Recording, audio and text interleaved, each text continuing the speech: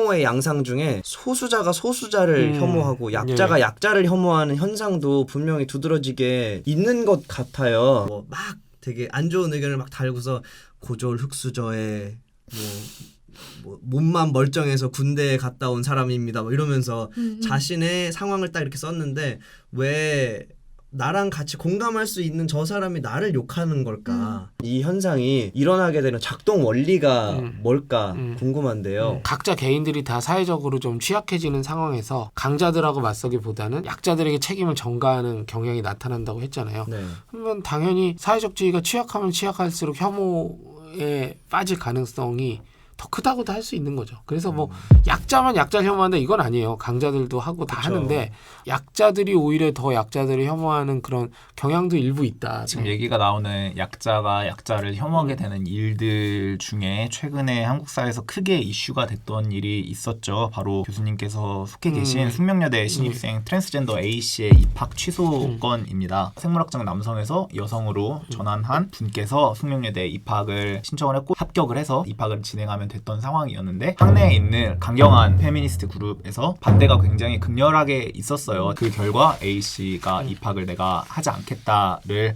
말씀을 사회에 전하면서 교수님께서는 숙명여대 구성원으로서 이 사건을 더 크게 기억하실 수밖에 없을 것 같아요. 그래서 이 일들을 지나온 심경이 어떠하셨는지 그리고 이 문제가 사회적으로 논의가 더 필요한 이 사안의 핵심이 무엇이었는지. 저는 혐오나 차별 이런 것을 연구하는 사람으로서 이런 일이 발생하게 돼서 죄책감도 좀 느끼고 네. 제가 어떻게 조금 더 했으면은 막아낼 수 있지 않았을까 이런 것 때문에 지금도 많이 사실 괴롭기도 하고 한동안 굉장히 많이 힘들었고요. 그렇지만 이런 일이 좀 다시는 있으면 안 된다라는 생각에서 뭐 지금 할 수 있는 일들을 꾸준히 해 나가려고 하는 중입니다. 근데 이게 어떻게 보면 전형적인 우리 사회 혐오 현상의 한 반영이기도 해요. 이렇게 이제 주장을 하는 사람들은 스스로가 여성으로서 이제 차별을 받고 있다.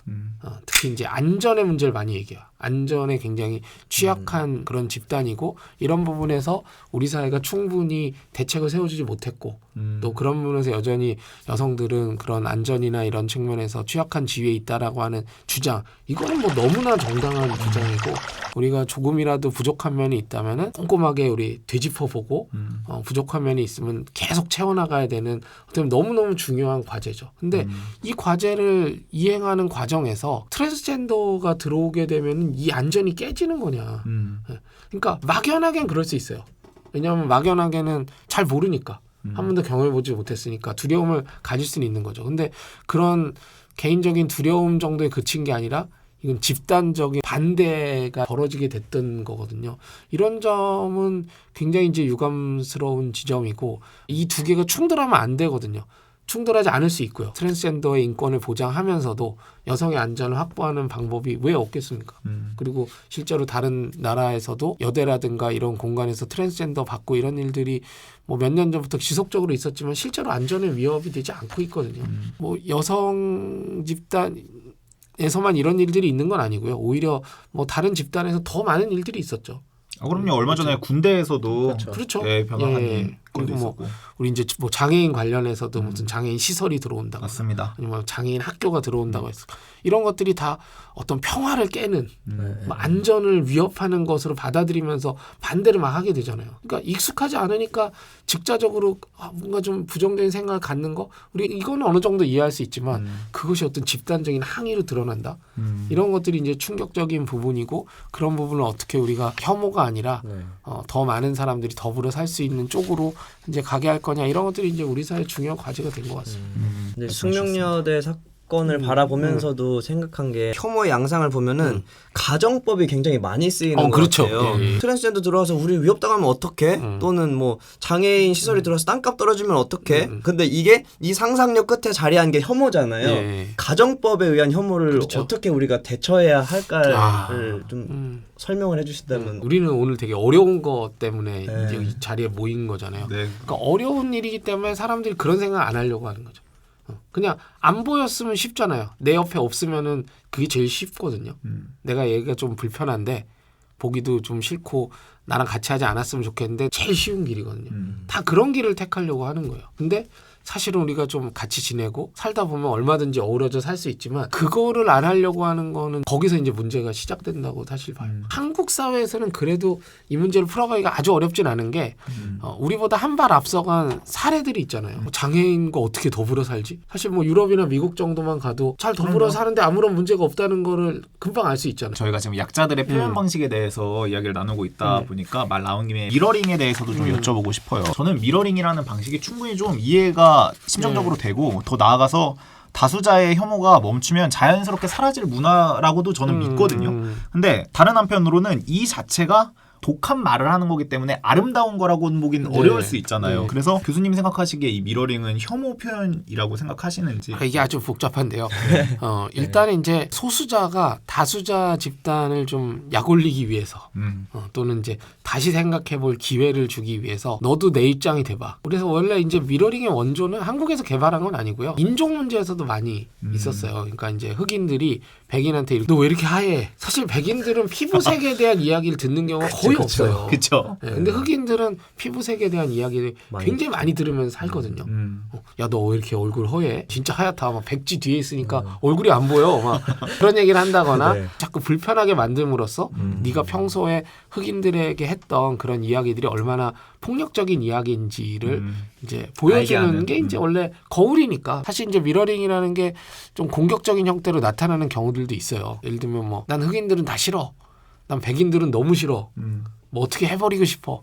라는 말들까지 나간다면은 사실은 굉장히 공격적인 말이 될 수 있거든요. 근데 어쨌든 우리가 인종이나 성별이나 장애나 이런 걸 가지고 공격적인 말을 하는 거는 기본적으로 좋은 건 아니에요. 미러링이라고 하는 건 그냥 차별과 혐오의 문제를 해결하기 위한 하나의 방법에 불과하기 때문에 어떤 경우에는 유효하기도 하고 너무 또 과하면은 부적절한 측면도 있고 저는 어떻게 보냐면 한때는 굉장히 유효한 방법이었다. 2015년, 16년 이때쯤에는 굉장히 위력적인 운동이었고 그걸 통해서 많은 여성들이 또 각성하고 또 주체로 나서기 시작했다는 점에서 긍정적인 측면이 있지만 지금은 이게 과연 효과가 그렇게 있나?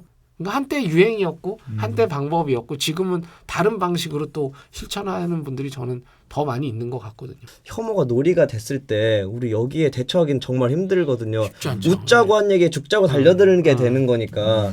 근데 이럴 때는 어떻게 해야 할까? 혐오가 놀이화된 현상은 뭐 한국뿐만 아니라 좀 전 세계적인 현상이 된 것 같아요. 그러니까 예전에 이제 우리가 역사적으로 보면 서구에서는 우리가 헤이트 그룹이라고 해가지고 약간 극단주의자들의 극단적인 행동에 가까웠었다면은 요즘은 이제 평범한 사람들이 좀 동참하게 되는 그런 경향들이 있고요. 그래서 이제 어떻게 보면 더 위험하기도 한 거죠. 그러니까 수위 자체는 오히려 조금 낮아진 측면이 있지만 그렇기 때문에 더 많은 사람들이 이제 더 동참하게 된다는 점에서 그럼 더 나빠진 건가요? 좋아진 건가요? 근데 이렇게 가면은 저는 더 위험할 수도 있는 게 더 위험해요. 네. 봐야죠. 수위는 금방 높아질 수도 있을 것 같아요. 계속 의식들이 맞습니다. 이렇게 퍼지다가 그건 맞는 보면은 말씀이다. 우리가 1도 해봤는데 2는 왜 못하냐? 실제로 감정이. 유럽의 어떤 극단주의자들은 일반 사람들한테는 전혀 환영받지 못해요. 어떻게 저런 말을 해?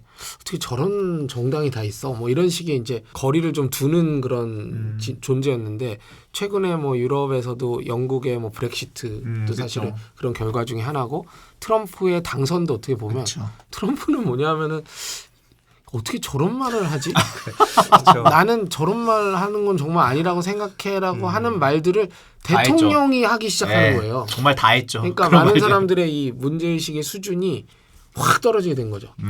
그러면서 거꾸로 이제 자신감을 갖는 거예요. 야, 저런 말 해도 해도 돼. 되는구나.